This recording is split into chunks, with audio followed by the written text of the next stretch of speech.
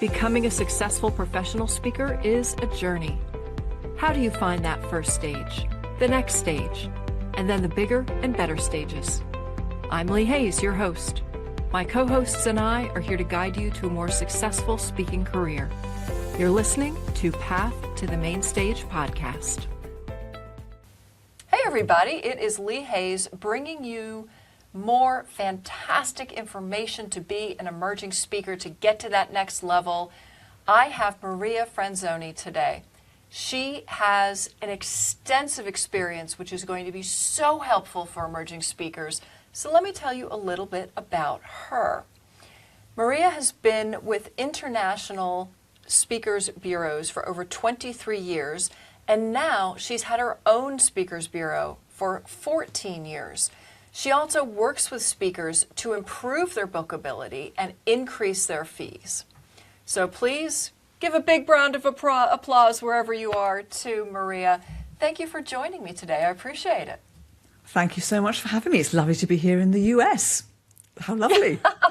We've brought you from the rain to the snow. So just before we went live, we discussed that we both have questionable weather right now. A lot of rain there, a lot of snow here, because I'm in the Northeast. But all the information will be sunny. So I'd love to start. You have so much experience, and you have a book, the Bookability Formula, that you wrote to help speakers at all levels increase their fees, increase their bookability. Can we start at the very beginning with emerging speakers? How does one get started with all this crazy business?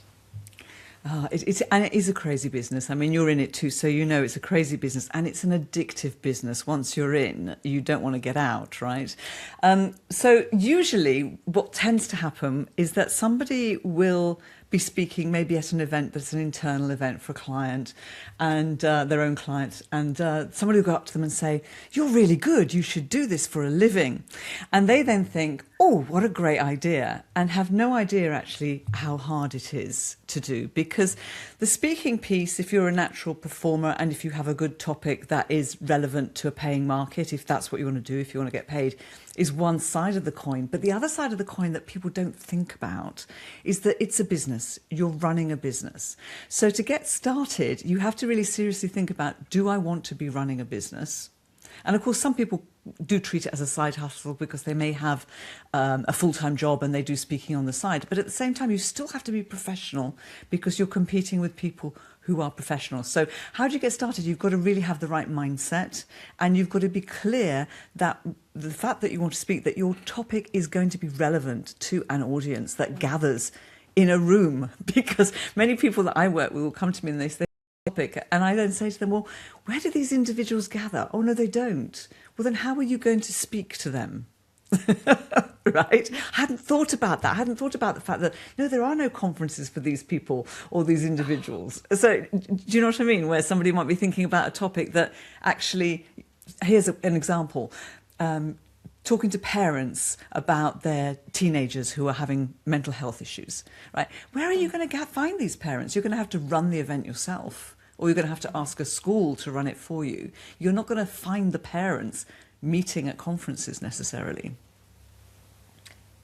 I never thought about that. I always talk with speakers about finding their target market, and indeed, I tell them they need to find events that are in that arena, but I never considered speakers who attempt now to speak to groups where there are no events, you know, that they really want to dig in on that niche. But indeed, they could run their own events, but that's a whole nother challenge for another day.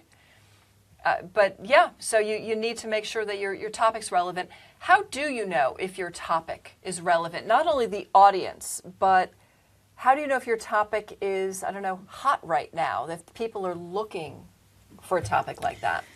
Yeah, I mean, the only way to know is to actually be out there in the market and talking to people who are going to be your target audience and people who are likely to book you. That's the best way to know. So you need to know where are they, where they're hanging out. And if it's corporate audiences, more often than not, a lot of them are on LinkedIn and they're talking about what's going on for them. If you're looking for leaders, you might find what they read the same magazines, read the same articles that they're reading to find out what's concerning them. But really, you should be focusing on what is a current pressing commercial problem for my target audience, because anybody who has a problem that is big enough is going to want some kind of help. And if you have expertise where you can answer that, it will be a relevant problem that you solve, that you can talk about. Now, what about passion? So a lot of emerging speakers say that they are passionate and they want to share this passion. Can a speaking career be based on passion alone? Oh my goodness, I'm sure you've had this happen before as well. I've heard advice where people say, follow your passion, right? And that's wonderful if there is a relevant paying audience, if you solve a commercial problem. But otherwise, if your passion, I mean, my passion's chocolate. Am I going to be able to get work speaking about chocolate? Possibly, but it's going to be tough. Right, so I'm better off just eating it and enjoying it, right, on a daily basis, which is very bad for me, right? Not good at all. But you need to be passionate, absolutely, on the stage. You need to be enthusiastic, because the worst thing you can have is a speaker who has no passion about the topic they talk about. But often the passion is going to follow the topic that you choose that is relevant to that paying audience that you are serving. So yes, you do need to have some passion, and you need to choose a topic that's going to sustain you and interest you, for sure. Because it's no good choosing a topic because, okay, AI is current and it's trending and it's what everybody's talking about, but it's no point talking about AI if actually it bores you or there are other people who are better at it. Quite frankly, you've got to be very careful the topic you choose. Now, I love that you brought that topic up, because I have heard that. I've had speakers ask me, what should I speak about? And I say, well, if you're not an expert, don't speak about it. Don't just look in a book and go, oh, I Googled it, I can talk on this topic. No, you shouldn't. You should be a subject matter expert in that area. So that brings me right to the next question, which is, who should be a speaker? Like, can anyone be a speaker? What do you need to think about, or the topics or things you need to think about before actually plunging into this business? Maybe it's not right for everyone. Unfortunately, anybody who speaks could technically be a speaker, but maybe they shouldn't. Right?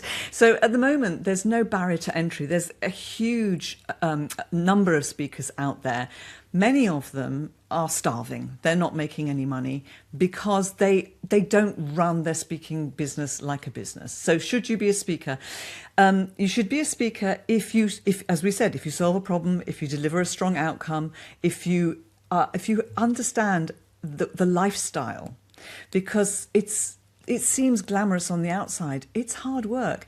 80% of your time will be spent trying to get the stages and getting onto those opportunities to speak. And a smaller fraction, 20%, if you're lucky, will be you on the stage. So you've got to understand that actually 80% of the time you'll be doing things that perhaps you don't enjoy, because many people go into speaking because they love being on stage. They love an audience. They love that feeling. But they've got to think about, well, actually, I've got to do all the other things too. Or you have to bring people in to do that for you. So it doesn't suit everybody. It does not, and we'll go at that in several different directions. The first one being, and I'm sure you also get this call, would you be my agent? If I just had an agent, I would not have to do any more work. They would book me, they would take care of it. How do you feel about that? Oh my goodness, the number of people I've rejected, Lee, and I imagine you probably have, when they've come to me, would you be my agent? So, I mean, there's a difference between a bureau, an agent, and a manager in itself, because I mean, I believe your work is your work as a manager or as an agent? I'm a manager. You're a manager, I'm more of a manager. So you're better at explaining that than I would be. But so when I had a bureau, so we had 4,500 speakers on our roster. So it's not really going to be a case that every single one of those speakers is going to be booked every single year or booked several times. As a bureau, you're like a warehouse. You have lots of choice so that clients have choice, because your client in a bureau is not the speaker. The client is the person organising the conference or event who is looking for the talent, who is looking for that individual. And so you're not going to promote a speaker in the same way as a manager or an agent would. But a manager and an agent, they need to make money. There's a beautiful, I mean, most of your audience and listeners probably are too young, unless they're seeing it second time round, to have seen Friends and Joey Tribbiani. There's a wonderful sketch with Joey where he goes to see an agent, and the agent is, he's talking about percentage and sort of, saying, where's my work? And the agent is saying, you're asking me to do all these things, but 20% of zero is not very good. And he's trying to calculate what 20% of zero is, as Joey Tribbiani would. So an agent and a bureau, and I'm sure a manager too, is looking for somebody who's already got momentum, already got success, because otherwise you're on commission. You don't eat. Right? So it takes a lot of bookings when you're getting 10, 15, 20, 25% of somebody's fee in order for you to cover your overheads, cover your costs. So you're going to be very selective who you bring on. And it's interesting because I've gotten that question. They'll say, but Lee, if you book me, then you get paid. So you should be willing to do all of the work for me to get me booked, because then you get paid. But I think what they don't realize as an emerging speaker is the amount of work it takes to get those first few stages. Like you said, until you have momentum, it is a ridiculous amount of work. It is researching and calling and taking the phone calls and putting out materials. It's a tremendous amount of work. So yes, I'm 100% agreeing that it's, as a manager, same thing. So many people come and say, would you manage me? And no, because I don't, like a bureau works for the client and then finds the speaker. I work for the speaker and help elevate them with the client. But either way, if they're not working, I'm not eating. So in that regard, we're the same. We're the same. So what is some of the work that goes into finding gigs if you don't have an agent? What are some things a speaker should be doing? Well, I mean, one of the things they should be doing is, first of all, is being ready. And it was, in the same way that when somebody approaches a bureau or somebody approaches a manager, they need to be ready. And you need to be ready before you go to market. So, if you haven't got, if you're not able to explain what you're all about in one sentence, you've not got it yet. Because how is anyone going to remember what you're about if you can't be succinct about your outcome, about your value proposition? If you haven't then got the assets, if somebody comes and looks at you and you've got a LinkedIn profile that is almost empty, because people will look at LinkedIn when you Google somebody, even when you use AI, LinkedIn's going to come up. Podcasts come up a lot more, actually, Lee. I don't know if you've noticed, if you do an AI search. Yeah, which is good news for us, as we both host podcasts and we're on a podcast, right? So yeah, they come up. So yeah, AI is now where people are going to be searching. So you have to have an online presence. You really, really do. And that online presence should be a really good LinkedIn profile. You should be ideally doing a few podcasts if you can, because that will help you. The right podcasts, like this one. If you can get onto this one, that's a good one. Thank you very much, Lee. Ideally, you should have a website, because you want to look like a professional. And you need to reassure bookers, because meeting professionals, they're risk averse. If they're booking a speaker for the very first time, they really need convincing that you are a safe pair of hands. They need to know other people have booked you, other people will vouch for you, that you have some video, that you have, a really well-written abstract for your speech, that you're not going to embarrass them. I mean, you'll have experienced that too, but I mean, as a manager, your speakers are a totally different level, right? They're not emerging, they're established. So you've got to, so it's a different case. But for an emerging speaker, they've got to look established in order for someone to... So it's the chicken and the egg, isn't it? How do I look established if I haven't spoken? and then how do I get booked? Because there is that need to avoid making a mistake and choosing the wrong speaker. And I can speak to that in that something speakers don't realize necessarily is if they do terribly on stage, if they embarrass themselves, the agent or whatnot, that can really harm the agent's business.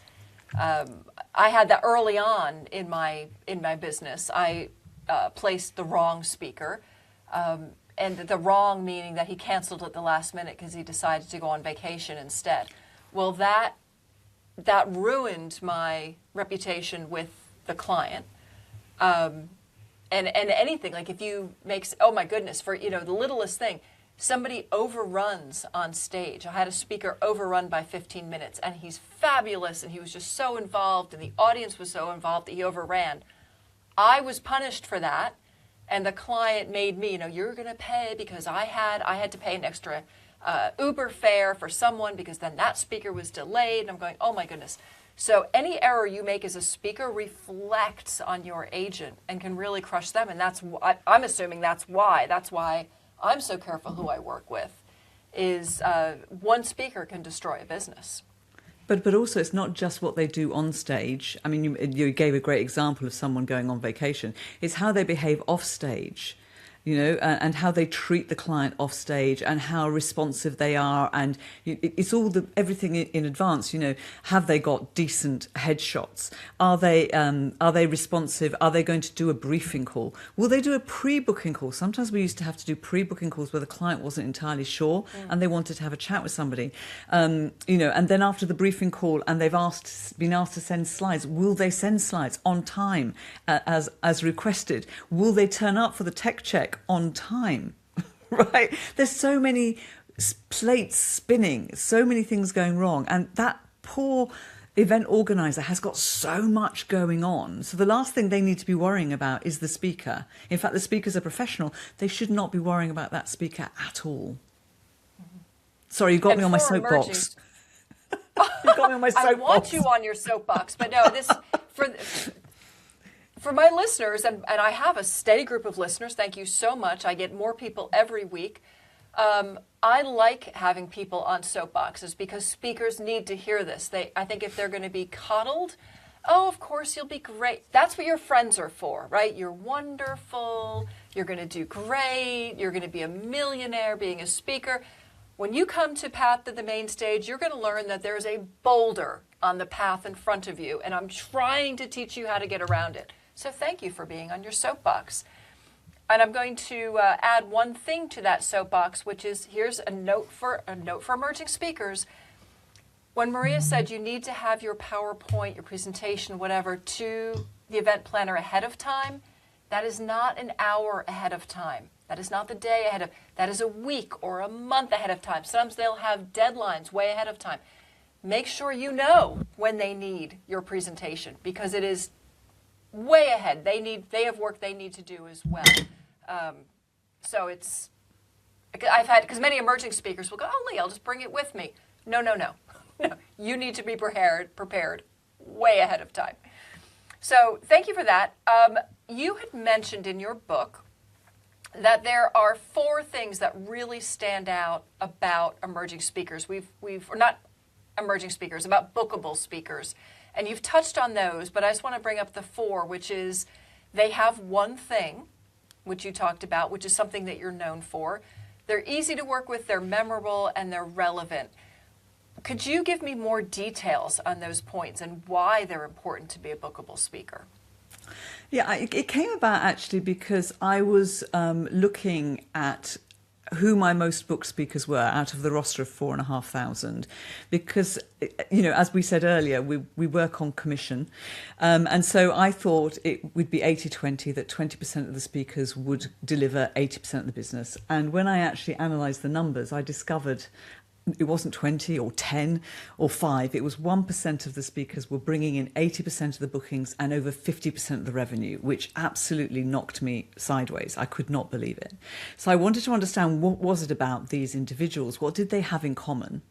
And what was exciting for anybody listening in is that they weren't the most famous. They weren't the biggest names. They weren't the $100,000, $200,000 speakers. And this was global because I was working globally. There's the London Speaker Bureau figures. So this was 25 offices around the world working internationally. So it was really great to have that global data, access to that. Big numbers, numbers of bookings. They were actually, most of them, you wouldn't even know who they were. In fact, if you do read my book, you won't know half of the names because they're not names that you would know if you're outside of the industry, which is great news for anybody who's not a celebrity. And they were in the $12,000 to $20,000 price bracket, which is an achievable fee range, the majority of them. There were some outside that. And so when looking at what is it that these had in common, they excelled in 4 key areas that you mentioned. Relevant to a paying market, that they solved a big current problem. And that's what made them relevant. That they were known in the industry for one thing. So not 25 topics, but one thing. So like if we think about Brené Brown, we immediately think about vulnerability and we think about shame. If you think about Simon Sinek, you think start with why. They were known for one thing. Then they were memorable. Memorable to the bookers who were booking them and crucially the Speaker Bureau agents. There were 100 agents at the time at London Speaker Bureau. So each of those 100 were remembering the same people. So they were memorable to them, but they were also memorable. Their message was memorable to the audience, that the audience could repeat the message so that they continue to get booked because, oh, wow, that's an interesting message. We should follow up with that. And then finally, the easy one, which is the hardest, although there are other elements to the bookability formula, but the last one in terms of the 4 key areas they excelled in is easy. And I say it's the hardest because people think they're easy, but they're not.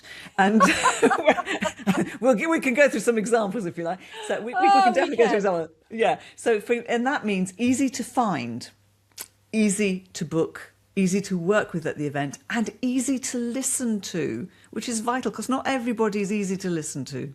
I've heard a lot of speakers that are very hard work to listen to.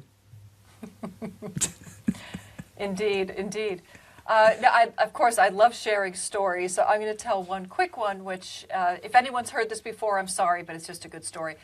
I had a speaker approach me, and I was talking about this, and that I appreciate when speakers are easy to work with, meaning, like you said, supportive, helpful, the materials, the timing, the planning, all these things. And he said, oh, Lee, I'm easy.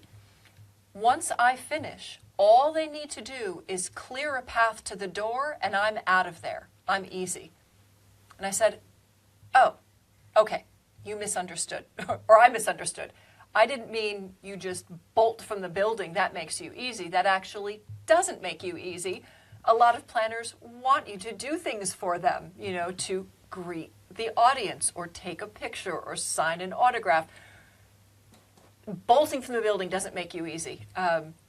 Showing up at the last minute, I just slide in and speak, does not make you easy. It gives agita to the people who are planning because you're not there ahead of time. So I would love to hear a story from you, Maria. Who are some not easy issues that you've had? Oh, I've got so many. Let's start with the obvious one where you just want to bang your head against the wall, right? So you are a speaker and you want somebody to book you. Now, clients need an answer immediately. They need to know, are you available? Are you interested in doing the gig? And how much is it going to cost? And so I then go to your website or your LinkedIn. Can I find a phone number? No. Okay, can I find an email address? No. I have a web form or I have a link to your Calendly or whatever other tools are available to book a call with you and you're not available till next Tuesday to talk to me. You're out. Right? So straight away, because I need to know, especially as a bureau person, when I had my bureau, I would want to put a selection forward and the client would always say, I don't want you to put anybody forward who's not available and interested. So I'm fighting against the clock because I know they've gone to another bureau and they're probably going to some speakers direct. And so first one who comes back to me and says, yes, I'm available, that it's a fit that I've gone to, they're in, right? So that's one of the most irritating ones. You must have had that too, where you just can't get hold of somebody quickly enough.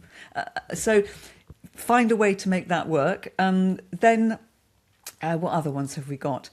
Yeah, where you haven't got a description for your topic. You've just got like a title. I mean, you're asking somebody to spend thousands of dollars or pounds or whatever currency you're working in, and they go to your website and all you've got on your speech is the title. So I have no idea how you tackle it.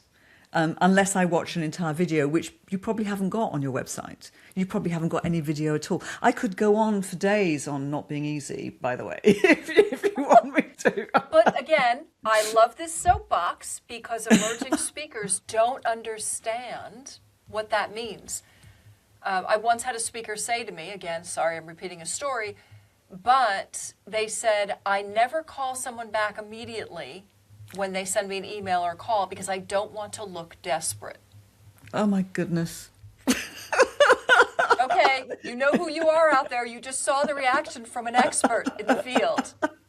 You have to reply. So I'm going to send one kudos out to a speaker I love working with. I don't know if you can see him behind me. Oh, there he is, Johnny Quinn. Johnny Quinn is a U.S. Olympian. He is a bobsledder. And he always says, I'm as quick as a bobsled. If I were to text him now, he would answer me in 5 minutes unless he was either on a plane or maybe in the shower. I don't know.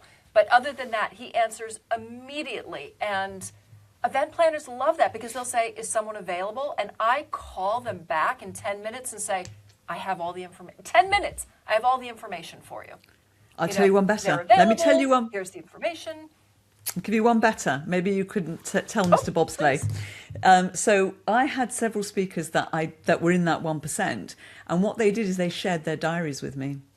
So I could be on a call to a client and I say, listen, I've got the perfect speaker. Let me check and see if they're available. I'll do that now. Just hold on the line. And I could go into their diary and I'll say, yeah, that's great. I'll just drop them a note to pencil it. So I wasn't allowed access to actually change anything in the diary. But I could say, listen, they're available. I'll get them to pencil. And I could close the deal there and then. Mm-hmm. But speed matters, right? I try to explain this to speakers that if someone has a list of 10 speakers, and you get there first and they like you, speed alone does not do it. If you get on the call and you can't articulate your topic and you don't have a video, you won't close it. But if you are a qualified speaker and you get there first and they love you, you might be able to close the deal right there. If you wait for hours or days, I don't understand these speakers, days later, deal's done. They've already made their decision in 90% of the cases, right? So speed matters. Absolutely, absolutely. All right, videos. Talk to me a little bit about videos. Video. What do you look for in a video? Yeah. So you don't necessarily need a show reel or they call it demo reel, I think, over there. I think some people call it sizzle reel. I wouldn't call it a sizzle reel. Speaker reel. Yeah. I would, a sizzle reel, it sort of sounds a bit strange. So you don't necessarily need a show reel, but you do need some video. If you can have a show reel or demo reel, that's great. But I'm seeing more and more that these days, and you're probably finding it too, that clients are actually wanting slightly longer videos. So even if you have a show reel or a demo reel that's 2, 3, 4 minutes, they probably want a longer clip too. Video is really important. In the old days, when I started back in 1998, people wanted to see people live. They based it on recommendations. Somebody had to see the speaker on a stage. And then we used to post full video, VHS videos and Beta. Do you remember VHS and Betamax and all of that wonderful stuff and Philips videos? Yes, we used to post the full, oh my God, we would have to copy it. Anyway, so that was what life used to be like. But now people will go online and have a look at you. So if you've got videos of you on podcasts, videos of you on social media, videos of you on your website with little clips from speaking, and videos of you talking to camera where you're explaining what you talk about, all of those help, because what they're trying to do is they're trying to say, what's the voice like? What's the tone like? What's that personality like? They're trying to get to know you. And would I put that individual in front of my people? Would I put them on a stage? Would I give them airtime? So be very careful what you post about on social media and the videos that you do make on social media, because I do see some people who are quite aggressive and use bad language and sort of talk about topics that they probably should avoid. I would not book them. I wouldn't touch them. I see them and I think they're speakers, and I thought, no, I wouldn't touch that individual, because for me, maybe I'm old-fashionedly, but I don't think there's any need to swear at an audience or to swear on LinkedIn. There's just no need. Yeah, and now 99% of the time my speakers are completely clean. There are a few out there who are known for that. And if you are known to be a shock speaker, yeah, because that's who you are, that's fine. But be known for that, right? Don't try to, throw a few profanities out there thinking you're cool or exciting. Unless you're known for that, I think keep it clean. But also, I mean, you only get away with it if you've got huge credibility, and right. Then you can do that. So you can't just be known because you've got profanity in your speaking, right? You have to have huge credibility. Right. So someone I worked with who did swear a lot was Bob Geldof. So, from Boomtown Rats. And he was known for that. But his topics and his content and his reputation was so powerful. And we used to warn the client and say, look, you can ask him not to swear. He can't function without. It's like Tourette's for him. Right, it's just normal. So there were a few, but I think you have to be very careful, because you're going to turn off a lot of people. And that's fine if that's what you want to do. But if you're starting out, you don't really want to be turning too many people off. So agreed. And so what are some trends now? One of the things, like you mentioned, I've been seeing, which I'm finding a trend toward cleaner, that more people are saying, I don't want anything that's offensive or questionable or not only swearing, but politically correct, right? That no one's offending anyone. And certainly in the US, nothing political unless it's a political party, because that's just going to be a disaster.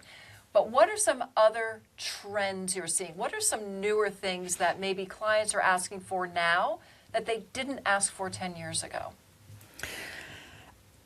I'm finding more and more clients really do want recommendation. They really want somebody to reinforce their choice. There is a lot of nervousness because there's so many people out there. And in the past, obviously we as a bureau were recommending, but now if you're out there on your own, certainly meeting professionals really do rely on their network to say, who do you know? Much more than they used to, because there's so many. Everybody can be loud and they can market themselves, but there may not be substance behind it. So you have to really do the networking. Even if you're starting out, you have to network and build relationships. So I think the relationships more important now than ever. Even though we can actually get away with a lot of automation, you can't automate a relationship. And this is one of the big mistakes many people are making, is they're trying to automate trust.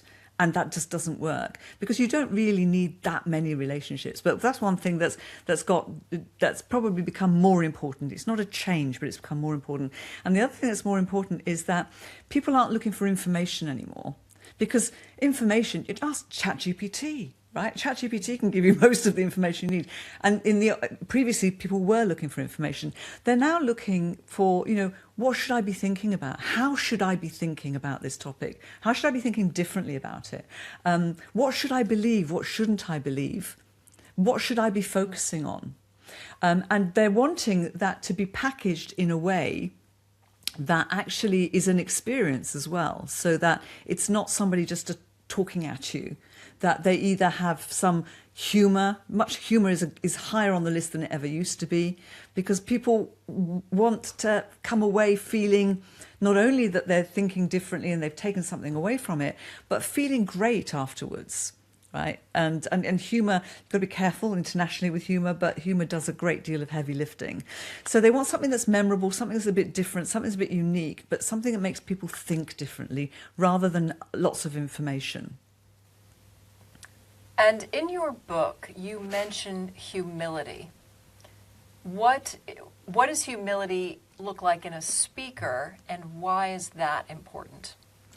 Well, it's actually part of the bookability formula. We've got those 4 key elements: relevant, known, memorable, and easy. Those are multipliable by value. You can make those bigger by value, which is the return on investment. But it's all divisible by the opposite of humility, which is ego. Now, a speaker needs a certain amount of ego to get on the stage, but as soon as that ego gets too big, it undermines everything at the top of the formula. It undermines those 4 keys, it undermines value. And so the reason I say that humility is important is because we've all met that individual. I mean, we used to say in the bureau, certain speakers, the ego has landed. You know, when somebody comes in and you know that they feel that they are more important than anybody else. So it's about behaving in a humble way. You know, the client is your equal. You're not superior to them because you're on the stage and being paid lots of money, and because you're treated very well. And I think sometimes it goes to people's heads that, you know, they travel first class or business class. They get put into beautiful hotels. They get fed wonderful food. They get everything they need to deliver their 1 hour or whatever presentation is created and given and delivered to them. And it goes to their heads and they start behaving badly and they become divas. They do. They do. It's interesting. I work with a Hollywood person who works with very high-end people, and he said, yes, like stars, A-listers, are trained to behave badly. And you as a speaker, if you're good and get to a certain level, will be trained to behave badly. Don't do it, right? You've got to stay true to your values and be helpful and be easy. And so again, vehemently agreeing with you. Now, do you have any stories you could share? I mean, we've both been in the industry a while. You've been in there longer than I have, and with an international bureau. So I can only imagine. Oh, so many stories. Yeah. Do you have either something great or something terrible, but something that you can share about this? Let's do the two sides of the coin. Let's do a great and a terrible as a comparison. I'm not going to mention names on the terrible, of course, because that would be inappropriate. But I used to work with a speaker when I had my bureau who was incredibly well known globally for his work in a sport. I'm not going to say which one because it might all come out. And he never did his own briefing calls. He used to get his wife to do his briefing calls, who was his manager. Now, as a very important individual, the client wanted to talk to him because he was the one delivering the speech. She wasn't even writing the speech, but she was coming in and doing the call. And when I started working with him, I said to him, look, if you want me to book you, there's no way if you don't attend your own briefing calls. Because at that time I was working quite regularly with Neil Armstrong. I said, if Neil Armstrong can come and do his own briefing calls with me, then so can you. And that was a little bit of a slap in the head. So you don't delegate those important things, because certainly if you're working with a bureau, it's only at the point of the first briefing call that the client actually has access to the speaker, and they're concerned. Has everything that we've said to the bureau been passed on to the speaker? Is the speaker definitely in agreement? Are they really going to do what they say they're going to do and what the bureau has told us? And so that's the first time they get to double check and to sense check it. So that's one example. Let's give some examples. See, I'm going to get on a roll of bad behaviour. Here's another example of bad behaviour. Here's one. Now, speakers have a tendency to like to speak, right? And the worst thing you can do when you get on a briefing call or you get to talk to a bureau person or you get to speak to a client is just to talk at them. Just deliver your speech. And that's a dangerous thing to do, because what tends to happen is a client will say, tell me about your speech, or tell me about your program if they're American. And then the speaker doesn't tell them about the program or tell them about speech. The speaker delivers the speech. Right? And then it's like, you've been there, right? Yes. Don't do that. They didn't ask you to deliver the speech. They asked you to tell them about it. So I think sometimes speakers need to learn to be succinct and not be on, although I'm doing it now, not be on sort of output mode. And especially in a briefing call and as a podcast guest, right? We'd have to shut up. But I love it because when you're going on the soapbox, you're delivering fantastic information. So, that being said, we are at the end of our podcast already, so I'd like to end with the same question that I ask everyone, which is, if you could go back and speak to yourself when you first started in this industry, what is one piece of advice you would give to you? Oh gosh, I mean, there's so many pieces of advice, but I think the one that I would give, and I would give to every single speaker starting out, and I wish somebody had told me, is to document the stories. Document the things that you experience, because my memory's not as good as it used to be, and the stories are what you then use in your books, in your speeches, and you have great stories, and they're original and unique to you, not to anybody else. And I struggle, to remember lots of the stories, and I regret it, and also take lots more photos and videos.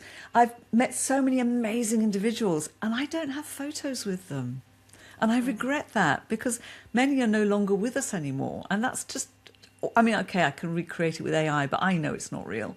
So document and get more video and get more photos, because your memory will fade, and those experiences, they're you, it's your story. So there you go, everyone. Enjoy the ride, document the ride.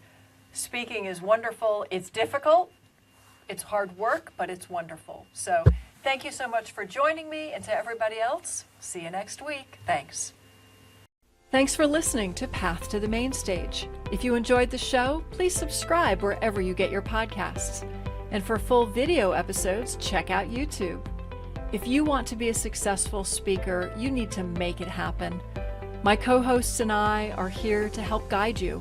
But if you need more help, please check out pathtothemainstage.com, where we can connect. And until next time, keep sharing your voice, keep showing up, and keep taking your path to the main stage.